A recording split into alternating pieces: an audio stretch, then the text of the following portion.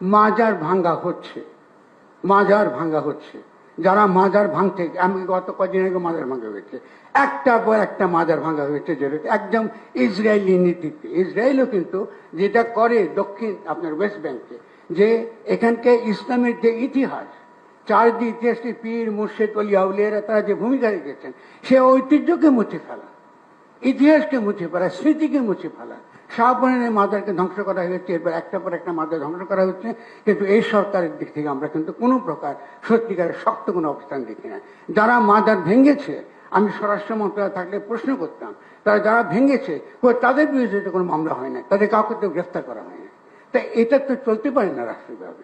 তারা আজকে আমরা যে জায়গায় এসেছি, আমি এখানে যারা হাজির হয়েছেন, মূলত যারা স্টেক হোল্ডার, যারা মূলত দাবি তুলছেন যে তাদের যে সকল অধিকার রয়েছে, তারা নাগরিক অধিকার আছে, মানবিক অধিকার আছে, সমাবেশ করার অধিকার আছে, অনেক ক্ষেত্রে আমাদের সঙ্গে তাদের একমত নাও। ধন্যবাদ। কিন্তু আলোচনা করবার একটা পরিবেশটা তৈরি করার জন্য আমি শুধুমাত্র বিনীত অনুরোধ জানাবো।